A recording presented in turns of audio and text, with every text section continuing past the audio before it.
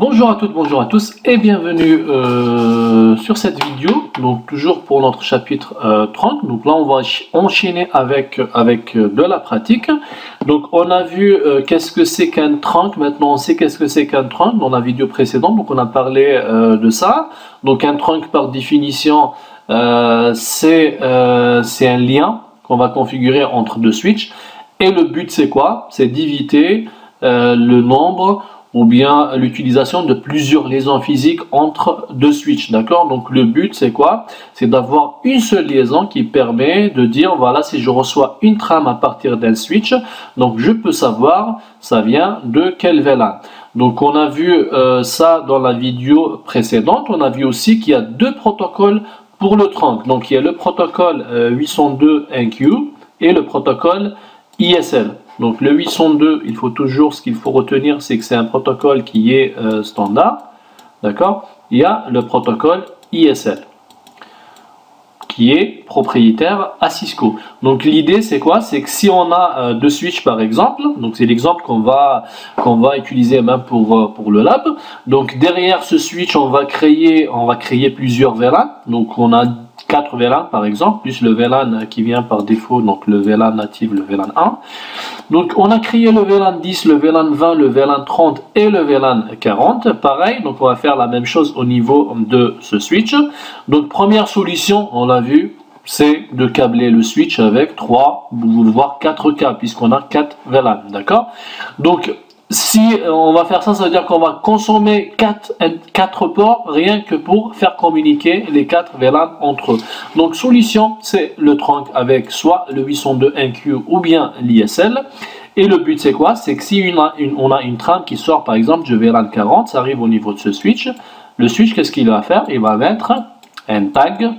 Alors là, on utilise le mot tag si on parle du protocole 802.1q, d'accord? Tag, ça veut dire étiqueter. Et ISL, donc là, on utilise plutôt le mot encapsulation. Pourquoi? Parce que la trame, si on va configurer le port en trunk ISL, donc le switch, qu'est-ce qu'il va faire? Il va prendre la trame, il va l'encapsuler, il va rajouter les entêtes, d'accord? Tandis que le tag, c'est au milieu de la trame, d'accord? Donc le switch, il va injecter ce tag au milieu de la trame. Alors, donc pour cela, on va prendre, donc on va faire un lab avec exactement cette topologie. Donc on a les deux switches, d'accord, et on a créé des VLAN. Donc là, c'est juste pour vérifier. Donc on va voir qu'on a bien les 4 VLAN. Donc le VLAN 10, le VLAN 20, le VLAN 30 et le VLAN 40. Alors on va faire la même chose pour le deuxième switch, juste pour vérifier qu'on a bien créé les 4 VLAN. Alors, sur VLAN, donc on voit les 4 VLAN, donc le VLAN 10, le VLAN 20, le VLAN 30 et le VLAN 40.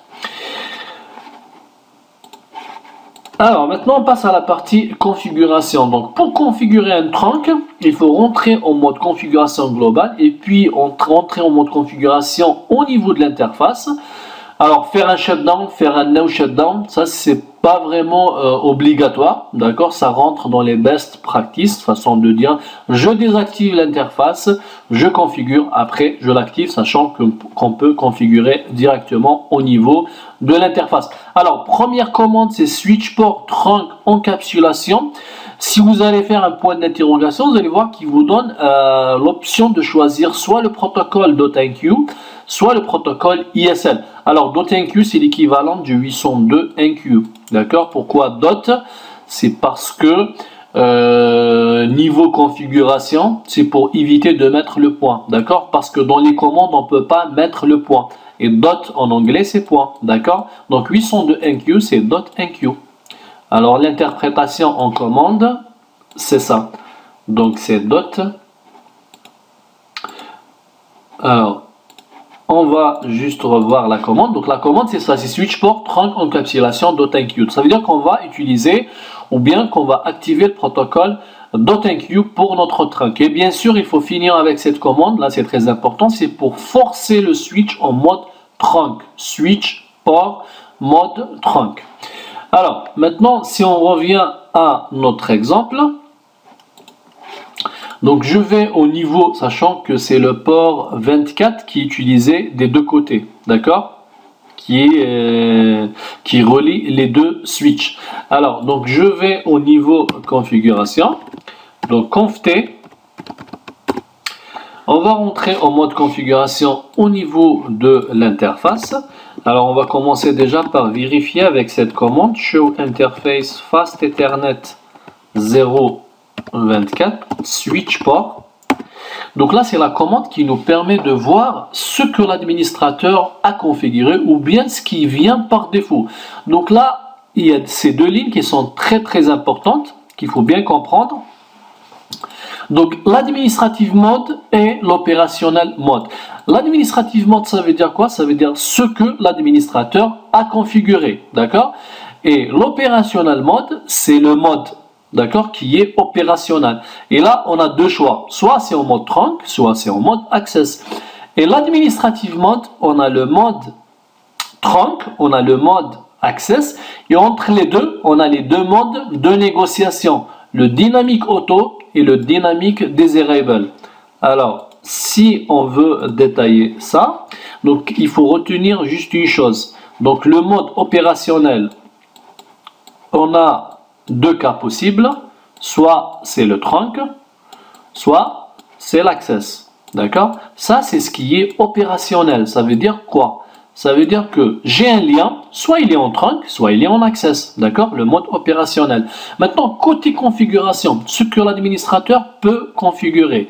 Donc, il y a les deux modes qui sont toujours. Et entre les deux, il y a deux modes de négociation. Il y a le dynamique auto. Dynamique auto, c'est un mode qui favorise l'access. D'accord? Et le dynamique desirable, on va mettre juste un S pour après, on va voir en commande. Donc, c'est un mode qui favorise le trunk. Ça veut dire quoi? Ça veut dire si vous avez dynamique desirable des deux côtés, automatiquement le lien il sera en trunk. Et si vous avez le dynamique auto des deux côtés, le lien il sera en access. D'accord?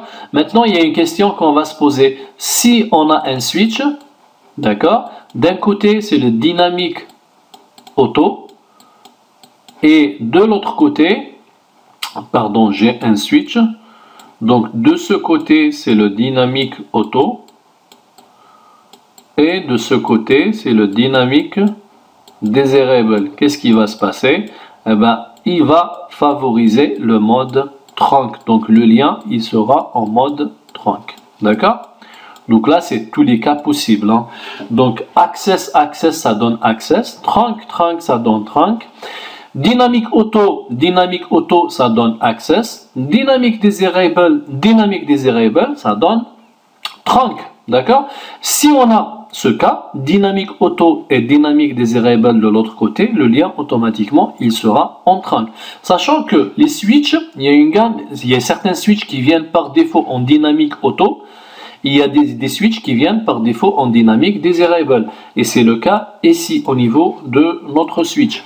Donc si on revoit là, le show, donc show interface fast ethernet 024 switch port, donc là on voit bien que ce switch, donc c'est un 3560, il vient par défaut en dynamique auto, d'accord? Et le mode opérationnel il est en trunk tout simplement parce qu'on l'a forcé de ce côté, donc j'ai dû taper cette commande avant, sauf que je vais essayer de le remettre dans l'état initial juste pour vous montrer que par défaut, alors c'est interface fast ethernet 024, donc switch port mode. Donc si vous allez faire un point d'interrogation, donc vous avez soit l'access, soit le trunk. Et après entre les deux, vous avez le dynamique. Donc si je vais faire dynamique, et d'ailleurs c'est le mode qui est venu par défaut sur ce switch. Donc auto, d'accord, je vais le remettre à l'état initial. Et si je vais faire un show, je reviens à l'autre switch. Et je vais retaper la même commande, donc show interface fast ethernet 024 switch port. Donc là, on voit qu'il est en administrative mode dynamique auto des deux côtés. Donc dynamique auto, si je reviens à ce switch, et je vais faire la même commande. Fast Ethernet 0.24 switch port. Donc là, on voit le mode qui vient par défaut, le dynamique auto. Et le mode opérationnel, c'est quoi? C'est le mode access. Pourquoi?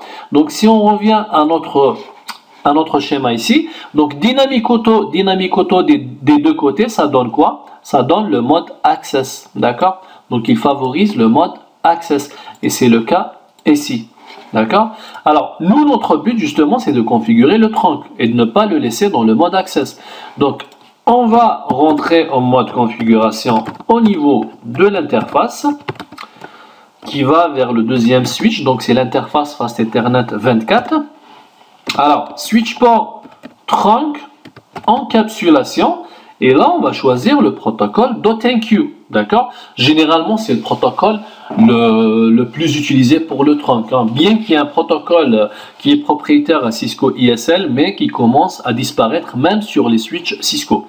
Alors, donc switch port trunk encapsulation .enqueue, et bien sûr il ne faut pas oublier cette commande switch port mode trunk pour le forcer dans le mode trunk. Et là vous voyez que l'interface elle est dans l'état, elle est passée de l'état down à l'état up, d'accord, parce qu'on a fait un changement de configuration. Donc là on va faire la même chose au niveau du deuxième switch. Donc conft interface Fast Ethernet 0.24.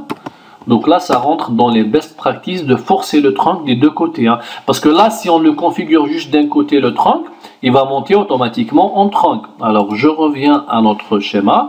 Donc d'un côté, j'ai le dynamique auto qui est par défaut. Et de l'autre côté, je viens de le forcer en trunk. Donc le résultat, c'est quoi? Le résultat, c'est quoi? C'est un trunk, d'accord?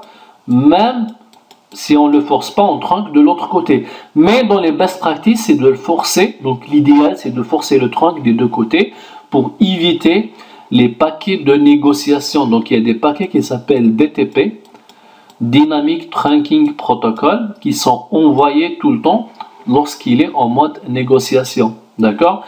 Donc l'idéal, c'est de forcer le trunk des deux côtés et désactiver les DTP des deux côtés. Alors, ça c'est des choses que vous allez voir en détail, pareil dans le cours switching avancé. Donc, pour le moment, on va se contenter juste de configurer le trunk entre les deux. Donc là, c'est bon, on vient de le faire au niveau du SW1 et on va le faire au niveau du deuxième switch, switch port trunk encapsulation .enqueue, switch port mode trunk. Alors, pour vérifier, donc si show, ou bien on peut peut-être revenir à la commande qu'on a tapée précédemment. Donc show interface Fast Ethernet 0.24 switch port. Donc là on voit bien l'administrative mode et l'opérationnel mode. Donc il est en trunk. Alors maintenant pour faire des tests. Donc là c'est bon, on a configuré le trunk, ok, pas de souci, ça marche. Donc pour vérifier, on peut même taper cette commande show interface trunk. Donc là, on voit bien que le trunk, il est configuré. Donc c'est une commande qui permet de voir tous les ports qui sont configurés en trunk, d'accord? Donc là, on voit que c'est le port 24 qui va vers le deuxième switch avec le protocole 802.enqueue. Donc le VLAN native, on ne l'a pas touché, c'est le VLAN 1. Après, donc on va parler de ces détails, hein, d'accord? Donc là, c'est juste pour s'assurer que le port est bien configuré en trunk. Et pour vérifier ça, donc on peut prendre un PC. Donc on a créé des VLAN. Et pour chaque VLAN, on a créé des sous-réseaux, d'accord? Ou bien un sous-réseau par VLAN. Donc ça, c'est un travail niveau 2 qu'on a complété au niveau 3 en créant des sous-réseaux pour chaque VLAN.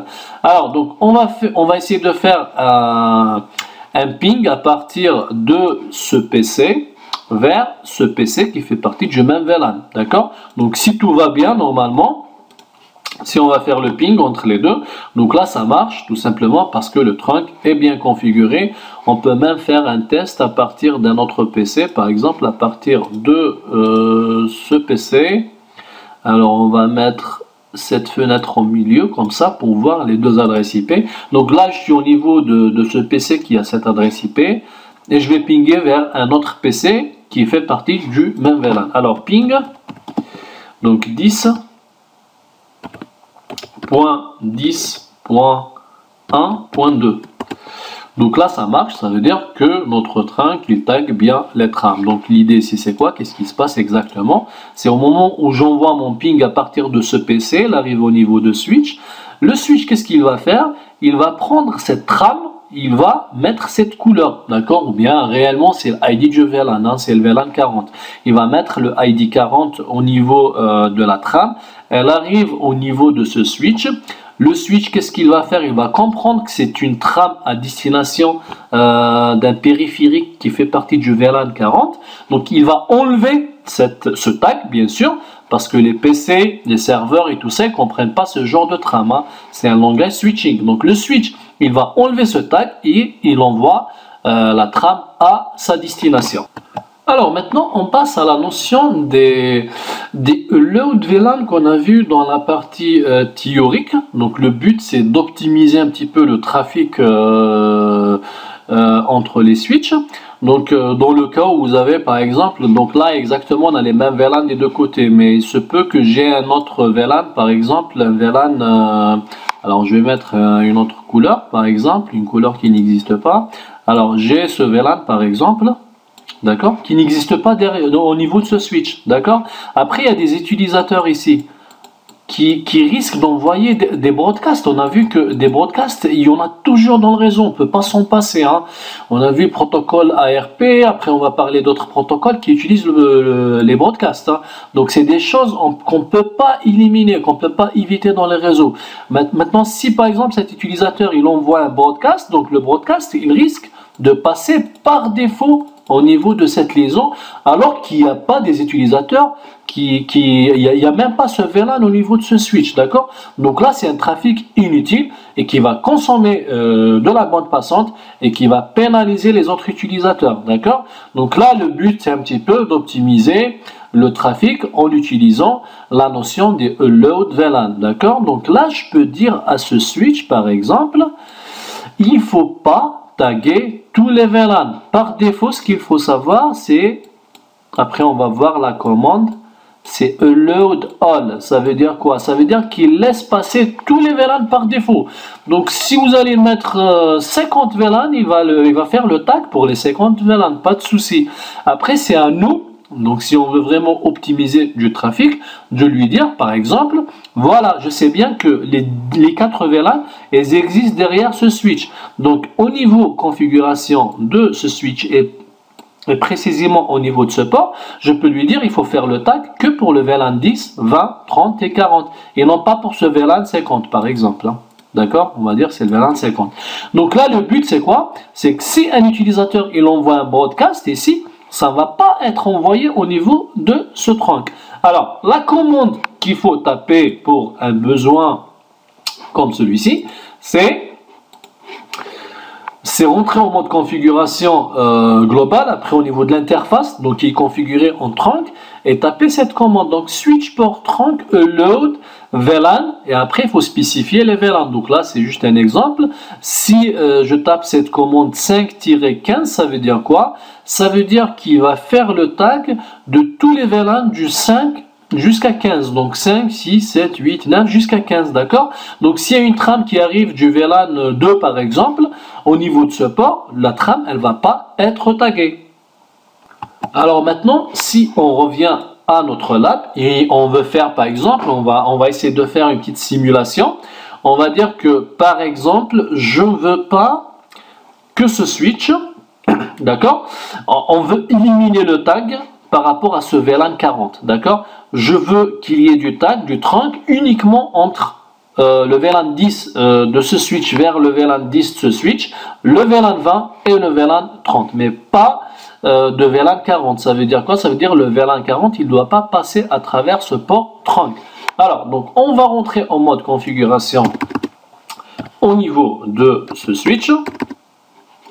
Donc conft, on va entrer encore en mode configuration au niveau de l'interface qui va vers l'autre switch, donc c'est la 24, et on va taper cette commande switch port trunk load VLAN, et donc là on va lui dire 10, 20 et 30. Ça veut dire quoi? Ça veut dire qu'il va faire du tag uniquement pour les VLAN 10, 20 et 30. Et on va faire la même chose de l'autre côté. Donc pour avoir une configuration propre. Alors conft interface fast Ethernet 0.24. Donc switch port trunk load VLAN 10, 20 et 30. Et après, on va essayer de faire un ping. Donc le ping qui marchait tout à l'heure, hein, d'accord? Donc on va refaire notre ping. Donc il y a eu le ping tout à l'heure. Et là, ça marche pas. Donc qu'est-ce qui s'est passé? Le switch, au moment où il reçoit la trame qui vient du VLAN 40, d'accord?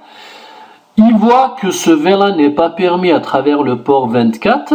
Et donc, du coup, il va bloquer cette trame. Alors, une chose très très importante, juste pour vous dire que c'est une configuration. Donc, si je rajoute un deuxième switch, par exemple, et je mets un câble croisé avec ce troisième switch, donc ça, c'est une configuration par rapport à ce port, d'accord? Mais ça ne m'empêche pas de faire un load all par exemple vers ce switch. C'est pour vous dire que c'est une configuration au niveau de l'interface, si vous l'avez remarqué. Donc cette commande là, on l'a appliquée au niveau de l'interface et non pas global, d'accord? Ça veut dire que si j'ai une liaison vers un autre switch, ça par défaut c'est load all. Donc si je mets un utilisateur ici par exemple qui appartient au VLAN 40, d'accord, et je vais donner une adresse IP dans le même segment. Donc si tout va bien pour le niveau 3 et le niveau 1, donc physiquement, et on affecte ce port pour le bon VLAN, je vais faire le ping, ça marche entre les deux, d'accord? Pourquoi? Parce que là c'est load all, d'accord? Donc cette configuration, c'est au niveau du port et non pas global. Donc j'insiste sur ce point-là. Alors maintenant, pour vérifier notre configuration par rapport à cette notion de VLAN load, donc show interface fast Ethernet 0.24 et switch port. Donc là, on voit bien que, voilà, on le voit ici, trunking VLAN enabled, c'est pour le VLAN 10, 20 et 30. Donc pas de tag pour le VLAN 40. Et pour confirmer ça, donc on peut reprendre un autre PC qui est permis et juste faire un petit ping comme ça pour être sûr que le switch, alors c'est 10 points, on prend par exemple ce PC, d'accord, on va pinguer vers le PC qui appartient au même VLAN, juste pour confirmer que le trunk est opérationnel pour les autres VLAN. Donc là c'est le VLAN, alors c'est quel VLAN? C'est le VLAN 30. Alors pourquoi ça marche pas? On va juste vérifier. Ouais, donc ça marche pour le VLAN 30. Donc le trunk est bien configuré. On va juste revenir et refaire le ping. Non, ça marche pas toujours. Alors on va faire du troubleshooting. Tac, on va attendre juste le suivant. Et si ça marche pas, on va essayer de vérifier. Donc on va taper la même commande ici, interface fast Ethernet 0.24 switch port. Alors 10, 20, 30, le port il est en trunk. On va juste vérifier les adresses IP. Alors je vais faire un IP config. Donc c'est 10, 30, 111, oui, c'est la bonne adresse IP avec un mask /24. On va juste vérifier de l'autre côté. Donc comme ça nous permet de faire un peu de troubleshooting. IP config, donc c'est 10.30.1.2. Donc si je vais faire le ping vers le 10.30.1.1, ça marche pas toujours. Alors il reste une dernière chose, on va juste vérifier si le port il appartient au bon VLAN. Donc show, donc là il y a un problème, le port il n'est pas affecté pour le bon VLAN. Donc on va juste prendre le ID du port, c'est le fast 03, Et c'est pareil de l'autre côté. Donc on va rentrer en mode configuration au niveau de l'interface 03. Donc switch port access VLAN 30. Alors juste un petit show VLAN pour vérifier. Donc là c'est bon. Ok, on va de l'autre côté. Donc on va rentrer en mode configuration au niveau de l'interface 03. Switch port access VLAN 30. Alors un show VLAN juste pour confirmer. Donc là c'est bon. Ok, on revient à notre PC et on va refaire le ping. Alors ping 10.30.1.2. Qu'est-ce qui ne va pas? Pourquoi ça marche pas?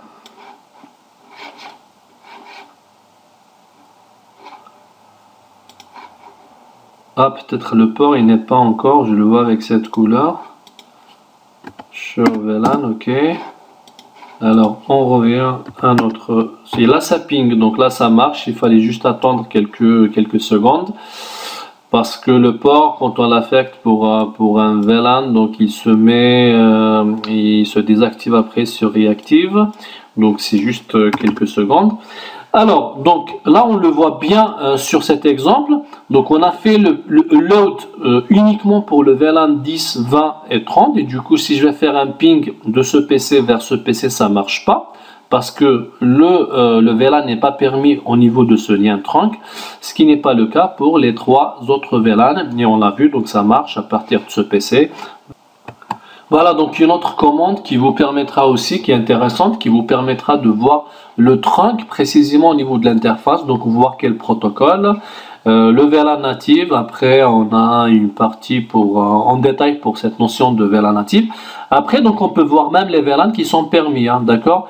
Load, VLAN load on trunk et les VLAN qui sont actives au niveau de cette interface. Donc là, ce qu'on a vu pour cette partie, donc on a commencé par le trunk qu'on a vu en détail dans la partie théorique, donc on est passé à la partie pratique. Donc comment configurer le trunk avec le protocole 802.1q ou bien avec le protocole ISL. Donc il faut toujours commencer avec la commande switch port, donc cette commande switch port trunk encapsulation, après choisir le protocole qu'on veut utiliser, soit le .1q soit l'ISL, et après il faut pas oublier de taper cette commande, donc le forcer dans le mode trunk. Donc on a vu qu'il y a deux modes de négociation, donc le dynamique auto et le dynamique desirable. Donc il y a un mode qui favorise l'accès et un mode qui favorise le trunk.